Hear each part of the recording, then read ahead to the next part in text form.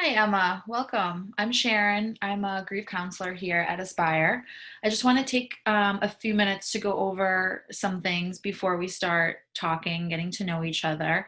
Um, Everything that you say here today will remain confidential, which means it will be just between us, unless you say something that where you want to hurt yourself or you might harm someone else, then we would need to report that. But everything else you say is confidential and just between us. Do you understand that? Yeah, that makes sense. Okay, so do you want to start off by telling me a little bit about why you're here today? Yeah, so I was referred here from my primary doctor after meeting with her. She said that it sounds like I'm feeling depressed and grieving the loss of my wife.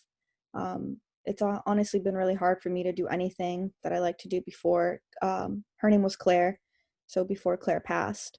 Okay. Um, every day seems like a gloomy day, even when the sun is out. I've been having trouble eating, sleeping, seeing my friends. I haven't been interested in work. Uh, I just miss Claire so much, and I wish she was still here. All I can think about was everything that I could have done differently when she was still alive. And, I was her primary caretaker, and I just feel like I didn't do enough. Okay. I see. So it sounds like you are feeling some guilt in addition to the grief that you're going through. Can you tell me a little bit about how you have been able to cope with the grief?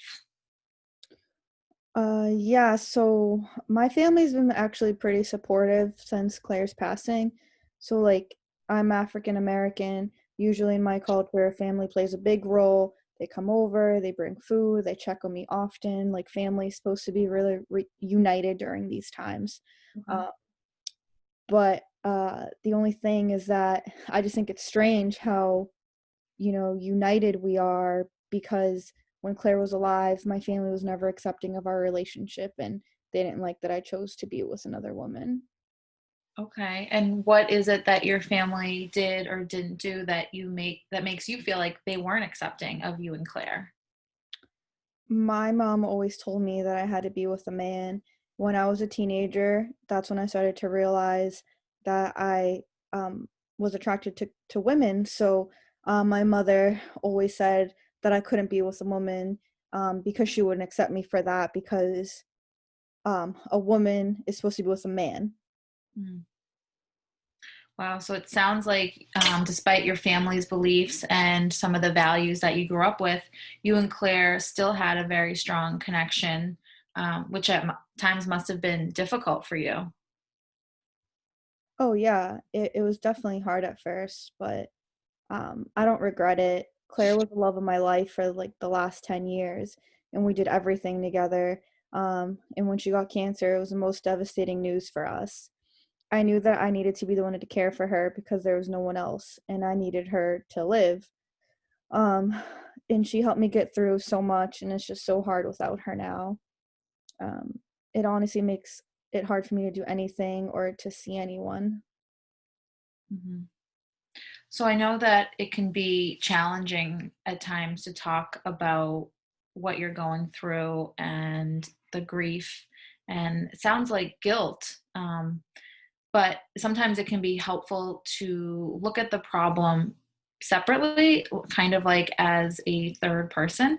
Would you be open to giving this problem a name? Yeah, we can do that.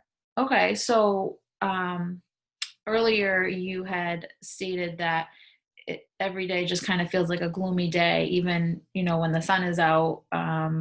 Maybe we could call it like gloomy guilt. Would that be okay? Yeah, that's okay. That's fine with me. Okay. So, how long have you been noticing gloomy guilt be a problem in your life? Well, I started to notice it. No, sorry. I mean gloomy guilt. When Claire was still alive, but she was slowly getting worse. The gloomy guilt would be there when I was caring for Claire, and I was so tired, and I was thinking that selfishly it would be better for her to die, and how selfish I was. Like, I don't understand how I could be so selfish. I hear what you're saying, Emma. She was the love of your life, and it sounds like you would have done anything to help her get better, because of everything that you guys had been through together. But can you tell me, what effect this gloomy guilt has on your life now? Yeah, when gloomy guilt is around, I don't want to see anyone or do anything. I don't even have the energy to get out of bed. Okay, that must be really hard. Can you tell me about gloomy guilt when it's not there, and what you're doing and what you're feeling? Yes, so before Claire got sick, gloomy guilt wasn't around. Gloomy guilt started to come around as Claire's prognosis got worse and she needed more and more caring. So I can't believe how selfish I was. And if I did more, she would maybe still be here. So I think that I would feel more energy and less anxiety. I felt empowered and that I had a purpose. And I was selfishly thinking that I wanted her to die because of how tired I felt. Um, if she knew this, she would be so mad at me, and so would all of our friends. Well, I'm wondering how you know that. Maybe you did everything that you personally could to help her, but unfortunately, the cancer was stronger than what anyone had control over, and she still died. Um, what do you think that Claire would say to gloomy guilt if she was here now? Would she want you to live this way and feel this way? N- no, probably not. I feel like um, if the roles were reversed, uh, she like I don't know. I feel like if it was reversed, I would want her to, be happy and try to, move on and stuff. So I think that she would be upset of how I am right now. Okay. And so if gloomy guilt wasn't here, what would tell me what you would normally be doing? Typically I like to keep busy. I like to exercise. I like to cook meals. I'll have my friends over or I'll go out with them and I spend time in my studio. Okay. So tell me, it sounds like you have a lot of really great things that you like to do. Tell me more about your studio. So I'm actually a sculptor, and I have a she shed outside the house. So that's where I would used to escape and clear my mind when I was taking care of Claire. Okay. And what else did you and Claire like to do in your studio? Um, have you been in the studio recently? Um, I mean, when she was still here, I would listen to music. I feel like I'd be in in my own element. And sometimes she would sit with me. But I don't go in there anymore because it brings back a lot of painful memories. And I just wish I could go back and change them. Mhm. So if you were able to talk to Claire one final time, what would you want to say to her? I could say honestly a lot of things. I don't know where to begin. Okay. What if we wrote Claire a letter, um, so that you can kind of talk to her about everything that's been going on, not just since she passed, but even before when she got sick and when your relationship first started. And, it sounds like you went through a lot in coming out to your family about your relationship and, the connection that you guys have maintained over the years, and that want to move forward. But this cloud of gloomy guilt is just so um, debilitating right now. Would you be open to writing her a letter? Yeah, I think that's actually a good idea. Okay, so how about I take some notes, and you can talk to Claire and tell me the things that you would want her to know and put in a letter. And that way, when you leave here today, you have something to take with you and can reflect back on it and maybe, refer to that. Okay. Um, I would first want Claire to know that I miss her and still love her deeply. Okay. So, all right. Um, I would also say that I'm so sorry and that I wish I was stronger when she was still alive or when you were still alive. Okay. Yep.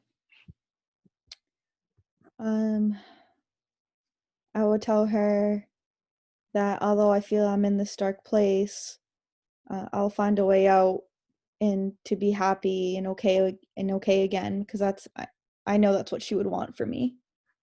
Okay. So it sounds like you don't, you think that she doesn't want you to feel this way. Um, that this is something that Claire would not want for you, and she would want you to um, find healing from this. Yeah, I think she would want me to be okay, to be in a better place. I think that she would want me to feel more like myself again. Mhm. Okay, and get back to maybe some of those activities that you had talked about doing before, with your friends and with your family. Yeah. Okay, and so what else would you want Claire to know? I also want her to know that I'm going to keep her memory alive. Hmm. And I'm going to do that by telling our children our wonderful past memories and times when, Claire was healthy, she was silly, caring, and adventurous. Hmm. Okay. I think that's a really great start. How about I read kind of what we came up with so far? Okay. So, dear Claire, I miss you and I love you deeply. I'm so sorry and I wish that I was stronger and that you were still alive. I feel like I am in a really dark place right now, but I know that you would not want me to feel so guilty. I want to feel like myself again and to keep your memory alive by continuing to tell our children wonderful past memories. I want to remember the times that you were healthy, happy, silly, and adventurous. Love, Emma. Yeah, that sounds really good. Thank you. Okay.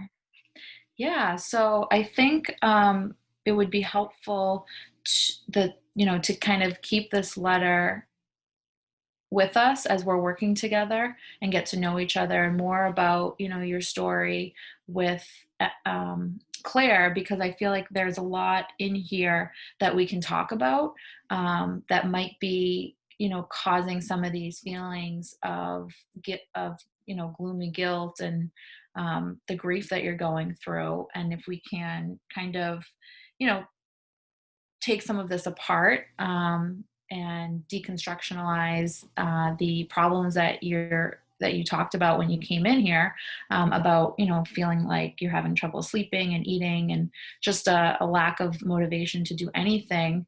um, this would be a good tool to use to kind of help dissect that in a better way. Does that sound like an okay idea? Yeah, it does. I mean, honestly, I'm at the point where I'm willing to try new and different things that I haven't done before if that is going to mean that I'm going to be in a better place mentally and like I said before, just feel like myself again. Yeah. Yep. So I'm going to give you the letter. And then if you want, you can, add to it and maybe change anything that you feel like needs changing. And then when we meet again next week, we can talk more about it. Okay. Thank Okay. Well, it was really nice to meet you, and I look forward to working more with you. thanks you as well. Thanks. Bye bye. Bye.